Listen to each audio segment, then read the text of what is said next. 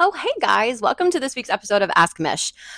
Can I just tell you guys, I'm having so much fun with this podcast. Like, don't get me wrong, I have always loved being your nutritionist, but I'm really loving being like your best. Like, I feel like we're best friends. I love being your best friend. I love all the questions you guys have asked. I love like the feedback that I've gotten, the responses. I feel like I'm having this like constant conversation with all of you guys. It's been so much fun. It's also been so much fun at parties too, because like when people find out you're a nutritionist, all they want to do is like tell you everything that they're eating and then just be like, is that good? Should I like intermittent fast? Or like, what about Ozempic? Like, what should I do? But like now people are like, okay, so my boyfriend doesn't know where my clitoris is. How do I tell him where it is without like emasculating him? Like I get more interesting questions now. And that's just kind of more fun for me. So thank you guys so much for trusting me with this advice. I'm having so much fun. I'm hoping you're enjoying too. We have so much amazing content coming up. So, like I said, I've always loved being your nutritionist. I am loving being your bestie, your best friend. Today, guys, I'm going to be both because the question that I chose today, it's within the nutrition, health, weight loss, whatever space. It's a topic that I get asked questions about constantly, and I've addressed it before in prior podcasts like a million times in content and stuff like that. But I just want to like do a big picture zoom out for you guys because I feel like we're all getting gaslit. Today's question is going to be about Ozempic, and I don't care if you're on it. I don't care if you're off of it. I don't care if you thought about doing it. I don't care if your dog does it. It's fine. It's not. It's fine. The problem is not whether you're doing it or not. The problem is like a lot bigger. So I'm going to explain like my viewpoint on this whole thing, and you might agree, you might disagree, but I think my viewpoint is very interesting on this stuff. And then I'm literally going to show you how everything that you have ever done to lose weight was set up to make you fail and how you're just being gaslit constantly. And I'm going to tell you exactly what you should be doing if you actually want to lose weight and keep it off. And like with some of these things on prior episodes, like it's my advice, it's my opinion, it's my whatever. This is the one place that I'm an expert in. Like I've worked with tens of thousands of people at this point. I see the patterns so clearly. I'm so mad at our industry for like not doing better. But anybody who listens to this, I can get you to think differently about it because I had a conversation once with a client who came in. This was years ago, very early in my career. She was like a doctor or a lawyer, like something that required a lot of schooling. And I remember her sitting across from me and she was like, she was a doctor. She was like, I went to medical school. She's like, I went to medical school. She's like, I am a doctor. I think she was even like a surgeon. And she's like, but I can't control my weight, but I can't control my food, but I can't control my eating. Like, what is wrong with me? And like, I'll never forget that because I remember looking at her and be like, there's literally nothing wrong with you. The problem is the system. The problem is the system. Because the weight loss industry has a 95% fail rate.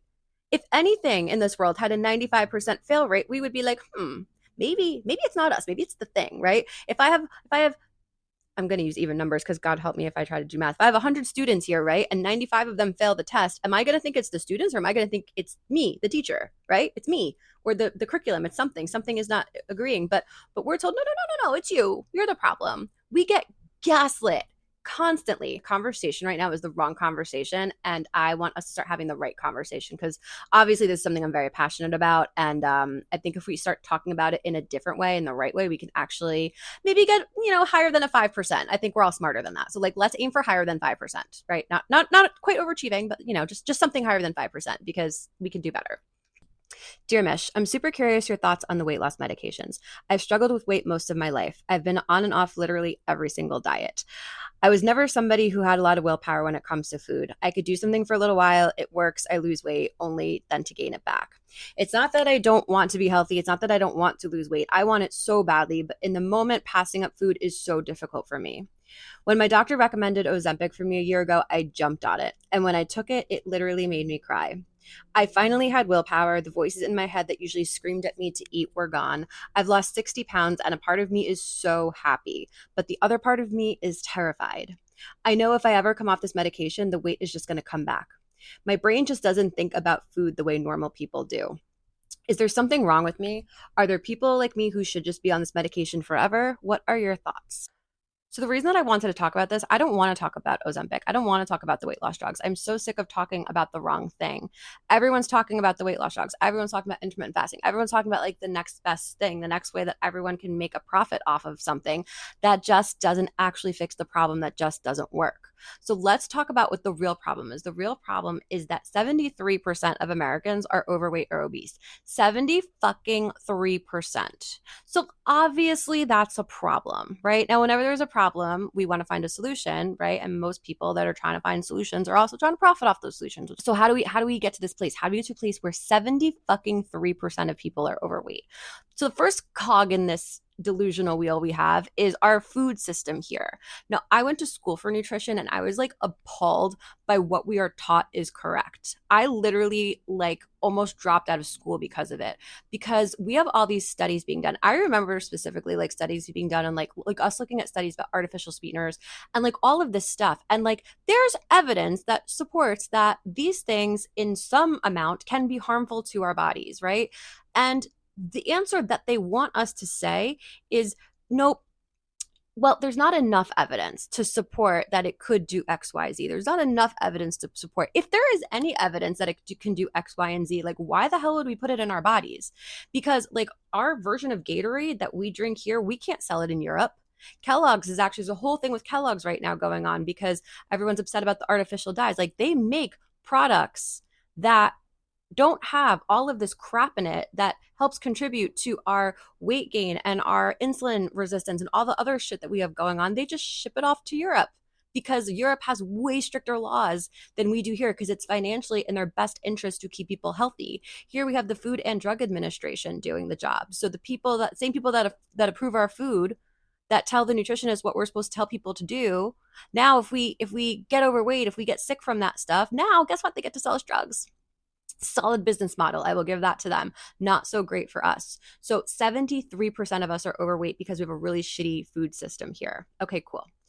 But now we have a problem, right? We have a problem. All these people are overweight. All these people are overweight. So let's solve the problem. Let's show them how to lose weight. And let's do it in a way where we are gaslighting the fuck out of them to the point where I have somebody writing into me that she doesn't think her brain works correctly around food. How did she word this? She said, wait, I want to say exactly how she said it. She said, my brain doesn't think about food the way that normal people do. I had a surgeon sitting across from me saying, I went to medical school. Why the hell can't I figure this out? It's because the system that you were given, the rules that you were told was correct. It was smoke and mirrors. All right, so let me just cover the stats again for you guys. So we have this really shitty food system with over 10,000 chemicals that are illegal for consumption, that are illegal everywhere else. Our latest like food pyramid plate, whatever shape we were given currently. The original blueprint of the latest model, I believe, was very like heavily based in a Mediterranean diet. But then the beef and cattle industry weren't really represented enough. The Dairy Council wasn't really represented enough. And I'm sure money got exchanged. And what we have now is more of a representation of what went to the highest bidder rather than what science is behind the correct recommendations for Americans. And if you don't believe me, proof is in the pudding, no pun intended, because 73% of us are overweight. So obviously some of the advice that we're being told to give or given is not correct. Okay, cool. But now we have this problem, right? Everyone's overweight. So let's solve the problem. Let's create these like weight loss solutions, right? And let's have them go on these like diets, right? This is where the problem starts because Ozempic's not here yet, okay? This is level 2. So we have this weight problem that we have created. Now let's solve the problem we created. Let's create these like diets. I asked ChatGPT, they said 52% of people are on a diet in America at any given time. Half of America, that's a lot of people. That's a lot of people. 52%. So half of America is on a diet at any given time. There's a really great industry to get into. It's that one. But here's the problem. If they lose weight and they actually keep it off, guess what? It's not going to be 52% at any given time because then it's just going to work. And then we lose them as customers. So let's give them all these like methods that sort of seem to work for a little while, but then they fail. So then they have to stay a customer because 95% of people that go on any given diet program will gain the weight back within a year. If something doesn't work for 95% of the people, we love studies so much, right? And like conclusive, inconclusive, whatever, like that's actual evidence. Like 95% is a real number that something doesn't work. But then we're gaslit. We're like, no, Adele. it's you. You don't have willpower. Your brain just doesn't work. You don't want it bad enough. No, the way that the system is designed psychologically is designed to fuck with your brain, and it's psychologically designed to make you fail, and it's psychologically designed to make you have a difficult relationship with food that makes it very, very hard to execute in a way that's consistent with your goals. Okay, so now they're like, okay. So we created this problem where we're given like really shitty food and the wrong advice as far as like what we really should be eating. Okay, fine. So we've created this problem where now 73% of Americans are overweight or obese. Okay. But now we're gonna like put them on a diet. We've created a solution. Okay, we've created a solution. We got to keep people in this solution because 52% of people are gonna keep them on that diet at any given time, but then 95% are gonna fail, right?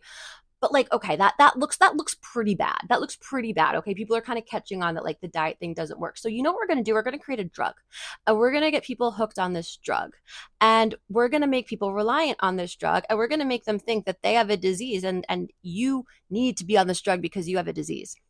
My personal philosophy with nutrition and weight loss and all that kind of stuff is that if whatever method you choose gets you reliant on that method, it's not a solution, it's a band-aid. So if the method you choose is cutting out carbs and you lose weight by cutting out carbs, but the second that you stop cutting out carbs, you gain the weight back, it didn't work. You're relying on the system, right? If you are taking a medication and the second that you stop taking the medication, you gain the weight back, then you just got reliant on medication. You didn't actually fix the problem. Now, here's the really fucking, this gets me pissed off. I read a study, and the study said, this is the really fucked up part.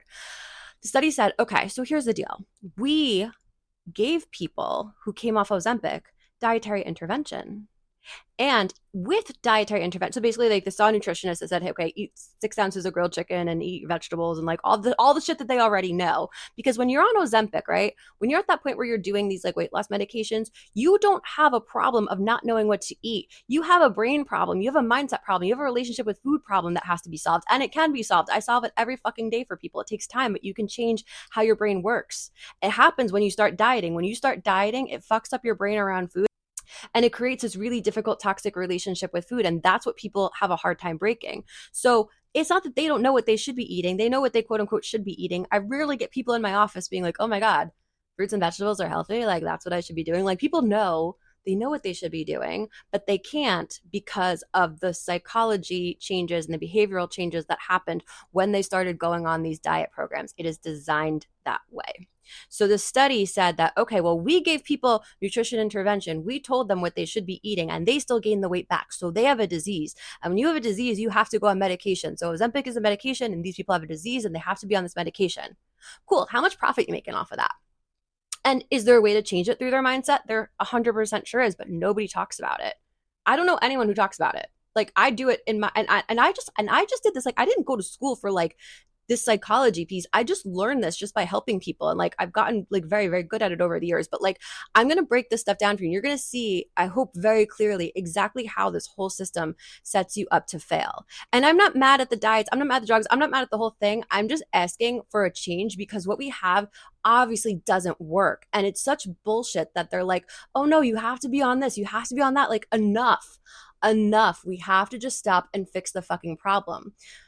If we're working backwards, right, the people who are looking for the weight loss drugs, the people who are constantly on and off diets, the way that they have approached this their whole life has messed up their relationship with food. It's created a brain problem. So when you have a problem, you have to fix it. And it's got to be fixed in the brain. So when I have somebody sitting in my office, I'm trying to figure out, okay, do they have a knowledge problem where they just don't know what they should be eating for themselves? Do they have an execution problem where they kind of know what they should be eating, but like their lifestyle doesn't allow them to do it? Like they're too busy, they don't know how to cook, whatever. Or is it that they know exactly what they should be doing? They can do it, but their mindset prevents them from doing it consistently. And in the case of so many people, it is the last one. But that stems from people's relationship with food that is a creation of the diets that they have been on and the ways that they have tried to lose weight. So let me break down where this all goes wrong. And I really, really hope anybody listening starts to have a mindset shift around this stuff. So the first place where they get you is they get you because they tell you that you have a weight problem. So you go to the doctor and they're like, oh, you have to lose weight. Or maybe you're looking in the mirror, you're like, oh, I have to lose weight. You don't have to lose weight. You have to change your eating habits. And there's a difference because let's just say, for example, let's say you don't have a weight problem. Let's say you go to the doctor and your doctor says, hey, your cholesterol is high. You have a cholesterol problem. Do you just or said, okay, I'm going to go change my cholesterol? No. You're like, your doctor says, all right, you have a cholesterol problem. Go home, go change your eating habits. Go eat. And 9 times out of 10, they'll tell you the wrong things to change. For cholesterol, you should increase your fiber. It's really just an inflammatory thing. So you should like reduce inflammatory foods, have more anti-inflammatory foods. But yeah, you change your diet, right? That's what they tell you to do. They say change your diet. You get high blood pressure. They say, okay, maybe, cut out the salt, watch your diet. Okay, cool, fine. They say, your blood sugar is high. Okay, maybe like watch the sugar. Cool, whatever. Every other symptom associated with like your eating habits, they tell you to change your eating habits, except with weight loss. They don't say it about weight loss. They say lose weight. But your eating habits are a reflection of your weight. Now, like some people, when their eating habits aren't great, they'll get high blood pressure. Some people don't. Some people will gain weight. Some people won't. Some people will get high cholesterol. Some people won't. There's always symptoms associated with people's eating habits if they're not what they should be, but everyone has different symptoms. A lot of people gain weight, but some people don't. The people that don't can't eat whatever they want. They just have different symptoms that pop up when they don't eat correctly. But in every other instance, except with weight loss, the doctor or whoever will talk about changing your eating habits, but they don't really say it directly. And this is why this is a problem. This is why I'm harping on this, because if you tell me I have high cholesterol, I'm like, oh, okay, I have to go home and I have to change my diet. I'm automatically focused on like, okay, how do I make my diet like healthier, right? If you tell me that I have to, lose weight, all of a sudden my success is focused on the scale. And that's the first problem, is that we have been taught success looks like trying to manipulate a number the fastest way that you can, instead of change your eating habits, and that number on the scale will go down as a reflection of your eating habits. So in school, there's a difference between being like, I need to get an A, versus if I understand the information, I will get a grade that's a reflection of that. And if I understood it, it's likely to be an A. It's going to be a different intention. Because if my intention is to lose weight, I'm just going to go and I'm going to try to lose weight the fastest way I can, the quickest way I can. And I'm going to be obsessed over the scale versus like actually trying to make healthy changes to my eating habits. Because there's a lot of ways to lose weight that aren't healthy. There's a lot of ways to lose weight that aren't going to be sustainable. But if my goal is to lose weight because that's what I was told to do, that's going to be my focus. That's going to be my only measure of success. And that's what trips a lot of people up. So again, going back to my cholesterol, if my symptom when I'm not eating correctly is my cholesterol is high, then I don't go to my doctor every day and give him my arm and say, hey, check me, draw blood. No, I like change my eating habits. I try to do the right thing as much as I can. I'm not crazy about it, but like, I try to make good changes. And then I go back in a couple of months and the doctor checks my blood work. And if I did the right things, then that will be reflected in my blood work. And if my cholesterol was, 302 and now it's, 290, I'm not like, God damn it, why wasn't it 288? I'm just like, okay, cool, it's down. I didn't necessarily have a emotional reaction to that number because I don't know what it means. But when we make it about weight, we don't understand how weight loss works. Weight loss, real body fat loss, takes 6 to 8 days to happen. So if you're weighing yourself every single day, you're going to drive yourself crazy. It's like watching the stock market hour by hour. Like you don't even know what you're looking at. So sometimes you see it go up and you're like, what the hell? Why did it go up? It's not, you're looking at fluctuations because your weight's not just made up of like body fat. Your weight's made up of things that fluctuate like water and food and clothes and like stud earrings that you might be wearing and whatever else. Your weight's made up of a bunch of different things that fluctuate day to day. But again, if you're only taught to judge your success based on the scale, it's so easy to get frustrated and feel like you're failing if you're not taught how a scale works. Most people, they're looking too closely, they're looking too often, they're looking too frequently, and they also don't understand that it's over time. A scale works very similar to the stock market. So if I put money in the stock market right now, and I look in an hour and I'm like, oh my gosh, I made $1. I lost $1. I made $1. I lost that. Like that's sort of what happens. But if I look at my trend of money I've put in the stock market over time, the trend will tell me like how I'm doing. And if my stocks are going up, it means I'm doing well. If they're going down, maybe I do something, whatever. But like it's over time. And the scale is the same way, but we're not taught to use it the right way. we're also taught that success looks like we should be seeing these really big numbers really, really quickly. It is scientifically impossible for most people to lose more than 1 to 2 pounds of body fat a week. But we don't look at the type of weight we're losing. We just look at the amount of weight that we're losing. And especially for people who are on these weight loss drugs like Ozempic, I think the last time I checked, like 40 to 60% of the weight loss, I believe, is muscle. Like, we don't want to lose muscle weight. If you lose muscle weight, hey, you could be like a bigger size and lose like muscle is what actually keeps you feeling like slim. But again, we're just taught about weight. We're not taught about the types of weight.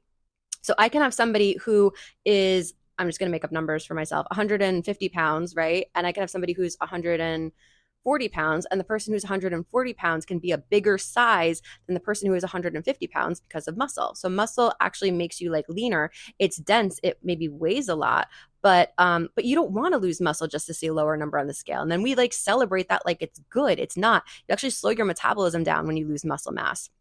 And that's why people get like who are on Ozempic, it's called like Ozempic face. You get that really like drawn look because you're losing all the collagen, you're losing all the structural support in your face and obviously everywhere else. But it's just celebrated to see that lower number. We don't look at anything else. So the first place that we're really bamboozled here is we're taught that we should be using this. We're not taught how to use the scale correctly. We're saying like the goal is to lose weight, not to change your eating habits. And your success, if you're doing well with that, will be a reflection in the weight, just like it'll be a reflection in your blood work. It'll be a reflection in other places. We're taught get that number down as fast as possible. 1 to 2 pounds is not good enough. Like, I can't tell you how many times people come into my office and they're like, oh, I only lost a pound. I only lost 2 pounds. They're upset about that because they don't understand like how it actually works. And the second that you feel from a psychological point of view, like you're failing at something, like you're not doing well at something, especially when you're making so many sacrifices, like when you're on a diet, it's so easy for your brain to be like, fuck this, I don't want to do this anymore. So you can start to see how this like whole system is totally psychologically set up for us to fail. Now, if you're losing 1 to 2 pounds of body fat loss, I know it's not a cool, exciting, sexy number. However, it is large. A pound of body fat is about the size of a coffee mug. So if you lose a coffee mug size off of you every week, like that's pretty good. If you're losing like muscle, like I said, it doesn't make you look any leaner, but it also is about a fifth of the size of that. Now, why is it impossible to lose more? Because there's 3,500 calories in a pound of fat. So there's a bunch of different ways to like, and it's not just about cutting out and whatever. Like you can cut it out, you could burn it off, you can manipulate your metabolism to burn.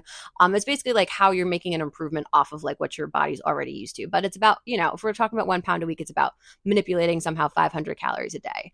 To do 2 pounds a week, it's 1,000 calories a day. Most people can't do more than that. So 1 to 2 pounds of body fat a week is perfect.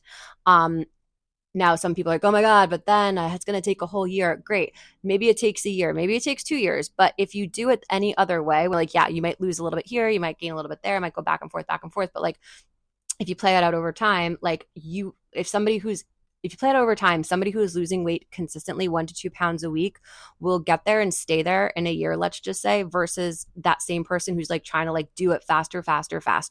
That person is going to gain and lose the same 20 pounds 5 times and probably be in a worse spot by the end of that year or two. So like if you play it out how it actually works, nobody loses the quick weight and keeps it off. Nobody does. You just don't do it. If you play it out over time, even for yourself, I guarantee you, like in very, very rare cases, actually we can say in 5% of cases, that does happen, but it's extremely rare. So the first problem is that we're, instead of being told to like, okay, why don't you just like change your eating habits? We're told, okay, you need to lose weight. You need to obsess over this number on the scale. And we're not taught how to use that scale as an appropriate tool. And then our expectations also aren't managed as to like what success is supposed to look like on that scale. So that's the first place where we kind of get fucked over.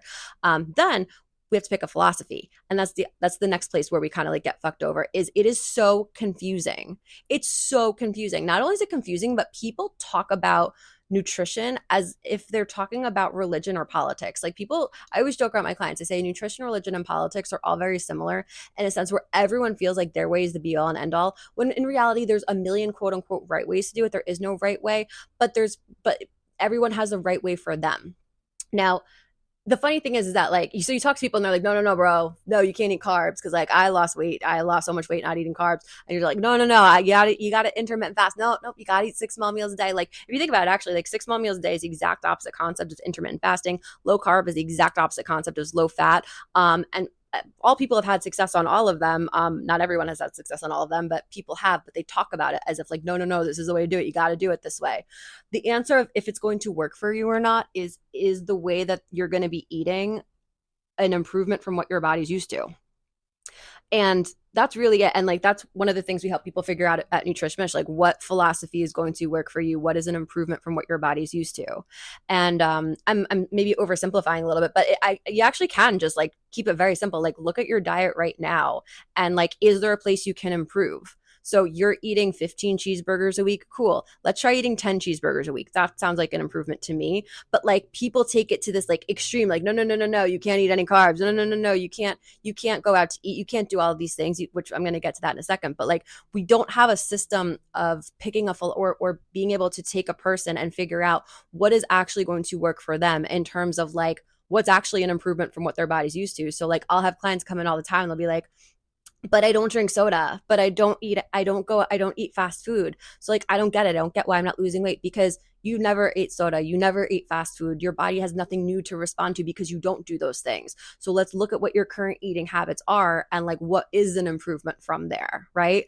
But again, we're not taught how to like find a system, how to find a philosophy that works for us. And then even when we do, the philosophy and the system we're given, they're never things that we can stick to for long periods of time. Like, who's going to cut out carbs for the rest of their life? Like, who's going to count points for the rest of it? Like, who is going to do these things indefinitely? And then when you stop doing whatever that thing is, because they didn't fix whatever problem you had, they didn't teach you anything, you didn't get in good habits, you were just taught to do this thing until you manipulated a number on the scale to be another number, and then you stop because like then you did it. But then what happens? Then you go back.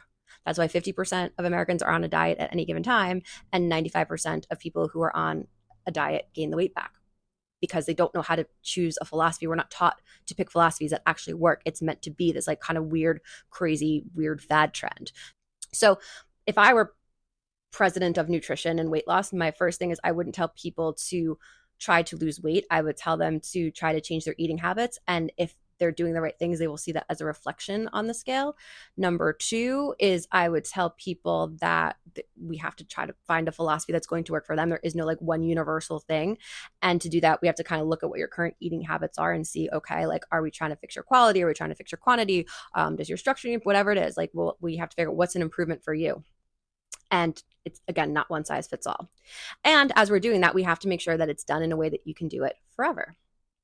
The third thing we do that screws everybody over is there's a lot of can'ts in nutrition. Can't do this, can't do that. You're not supposed to, can't eat this, can't eat that. This is like the number one thing that creates a difficult relationship with food. When people come into my office and they tell me that they have no willpower, this is what they're really saying. What they're really telling me is that for years and years and years, they have told themselves or someone has told them that they shouldn't be eating this. The second I tell you you can't do something from a psychological point of view, it is all that you are going to want to do.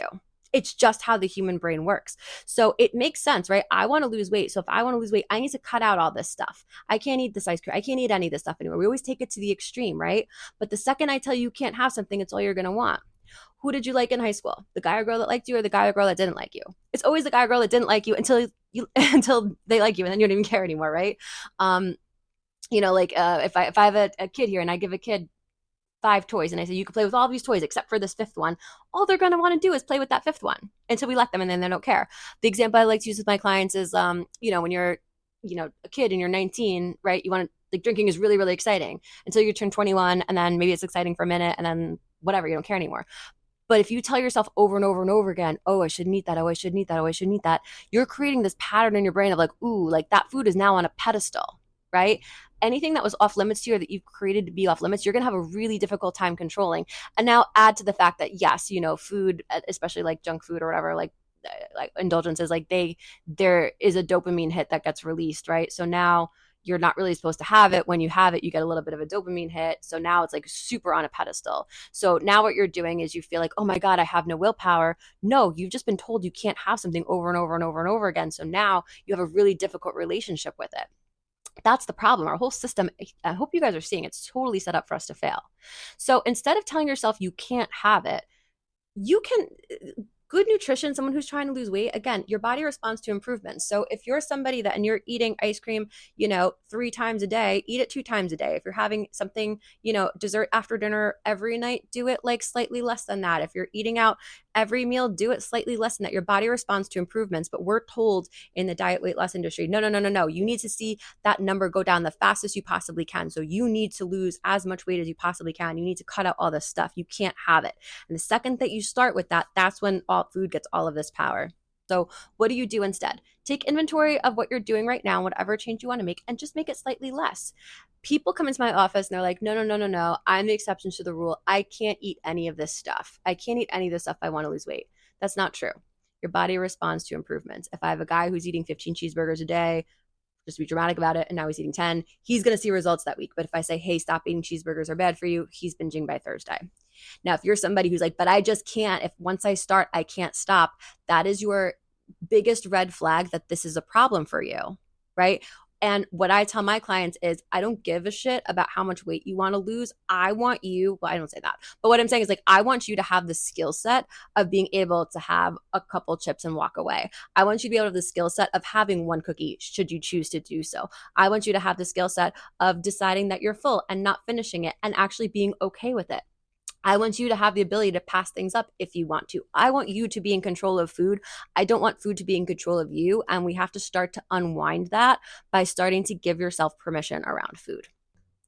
People who have a healthy relationship with food have a synergy between the food that they're having for fun and the food that they're having for fuel. Primarily, obviously, it should be for fuel. Nutrition is the tools that your body is using to make you the right way. So we want your body to be made of good things. But that being said, you can also have fun with it. It's very similar to people's finances, right? If you have a healthy relationship with your finances, you have a synergy between the money that you're putting towards your bills, your mortgage, whatever, as well as the money that you are having for discretionary stuff, right? Like one doesn't live without the other. Like if you had no discretionary income, that means you can't go on vacation. It means you can't buy a shirt. It means you can't go shopping. It means you can't buy a stick of gum. It means you can't do anything, right? Nobody lives like that. And then if you don't pay your bills and your mortgage and like all that kind of stuff, if you just blow all your money at the mall, like that's a problem too. So people who have a healthy relationship with finances have a synergy between both. People who have a healthy relationship with food have a synergy between both. Now, how much you can get away with depends. And obviously, if I'm trying to quote unquote save for a house, I'm not going to have as much discretionary income as if I'm not. So if I have somebody who comes into my office and they're trying to lose weight, I don't give them as much of the fun food as I might if they're not trying to, but they still get some and they still get a decent amount. But the problem is we're taught, no, you want to lose weight, you want to see those big numbers, you got to cut all this stuff out. We put food on a pedestal. And then from a psychological point of view, we're like, well, why the hell can't we do this? Because it works against every fiber of our brains and how they work. When you break it down like this, it's crazy. And now we're creating a system where there's like a lot of bad emotions involved. And the problem with that is the brain just wants to move away from things that make it bad and towards things that make it feel good. So if you're like told to look at the scale and it's not always doing what you're wanting because you're not always looking at it the right way. You're told you can't eat things. You can only do it for short periods of time. And then you feel like you're failing. You're feeling like you're on or off. You're all or nothing. You don't know if you're doing the right philosophy. You see all your friends doing all this other stuff. And then like all of that's doing, it's making you frustrated. It's making you want to give up. So the way the weight loss cycle works is people will lose weight when the pain of their current weight is greater than the perceived pain of what they're going to endure by trying to diet, until that the dieting pain gets greater than their weight is. And then they stop, if that makes sense. So this is why our whole system is messed up. And this is my problem with Ozempic, because now they're like, oh, no. Here's the problem. No. It's not the diet. It's you. You have a disease. It's not that these diets like mess your brain up so much. And we've never actually like decided to like fix the way that your brain works around food. We never tried to like actually improve your relationship with food and fix that problem. No, you have a disease and disease need drugs, and you're going to be on this drug forever, because if you go off this drug, you're going to gain the weight back, not because you have a disease, because we're not going to actually fix the problem that we caused by creating this really difficult relationship with food for you. That's my problem with Ozempic. I don't have a problem. I think it has a time and a place. And if people have gone on it and they're having success with it, I'm never mad at anybody that's getting healthier. I'm never mad at anybody that's losing weight. I'm mad at the system for not actually solving the problem. I get why they haven't. They're not going to make a lot of money off of actually fixing people's relationships with food. But I want you guys to want more for yourselves. I want you guys to advocate for yourselves. So I hope that this helps you guys think about nutrition and weight loss in a little bit of a different way. Obviously, we're always here to help you at Nutrition Mish. This is literally what we do. But I more so than anything, I just want you guys to like open up your eyes and just start to think differently about this stuff. There's so many conversations around this stuff. There's so many like people on social media. And again, everyone talks about nutrition and weight loss as if it's like as if everybody else is wrong. Like here's the funny thing. I had a couple of TikToks go viral. My first one that went viral, I stopped reading the comments after a while because so many people were like, she doesn't even know what she's talking about. Like, go to school, like, get educated. Like, bitch, I have a fucking master's in nutrition. Like, I have so many fucking student loans. But like, nutrition is the one place where like everyone thinks they're a fucking expert. And you can really argue anything anyway with nutrition. And it can be so confusing for that reason. So I'm really trying to like unwind a lot of the things that hold people back from being successful with this and just getting people to try to like simplify it a little bit. I can go on a tangent about any one of these things, but the most important takeaways are when you're trying to lose weight, use the number on the scale appropriately. Like I said before, don't use it as like the be all and end all. Just use it as a guide. Like if your weight is going up, fix your eating habits. If your weight's staying the same, fix your eating habits a smidge. If your weight's going down, it's not broke, don't fix it if that's what you're trying to do. But the same can go for any blood work number as well that's associated with your eating habits. Number two, try to just pick a philosophy that you could stick to for the rest of your life that solves a problem that you have. Don't tell yourself not to eat things. Like, don't tell yourself you can't do things. Just take inventory of where you're at right now and just try to make improvements from there. And if you're making enough improvements, that will get reflected in the scale. So like, look, I'm not mad at Ozempic. I'm not mad at any of these things. I have a lot of clients on Ozempic. I have clients that have come to us who have done these weight loss drugs and now, maybe they are concerned about getting the weight back and they want to like really fix the mindset stuff. And, maybe it's a little easier to do it while you're on the drugs. Like, I'm not against any of this stuff. I just want us to start having the right conversations around it. And when people are having the conversations and I'm seeing published studies that are saying that these people have a disease that can't be cured, yet here I am over here in my aloe sweatshirt helping people cure this disease just because I'm addressing the problem that's in their mindset. And I'm not even a psychologist. Like, I think we can do it. It's just about we have to be talking about the right things and we're not having the right conversations. Our whole system is designed for us to have a difficult relationship with food. Our whole system is designed for it to be confusing. Our whole system is designed for us to make the whole process feel bad, which the brain just naturally wants to move away from. Oh, and then when your brain wants to feel, good again, food is an easy way to make that happen. So the whole process is just designed for us to fail. So that's the conversation that I want to be having. I don't want to be talking about like, is Ozempic a miracle drug or not? Like, I want to be talking about how do we systemically fix the problem when it comes to weight loss, or more importantly, optimizing people's eating habits. So I hope that was helpful for you guys. I'm going to get off my soapbox now. I just think this is a really important conversation to have. And when I saw that question come through, like the way she worded it, especially when she was like, my brain doesn't think about food the way that normal people's does, it really like broke my heart. So I wanted just to address these things. I hope this was helpful. So make sure that you guys are following on Instagram. Make sure you're asking questions. I ask questions on the sticker every Tuesday, and you guys can always shoot me a DM and I will maybe address your question on the podcast. Next week, guys, we got a really, really good one. Next week, I'm going to have a guest on and we're going to be talking about faking orgasms. So stay tuned for that.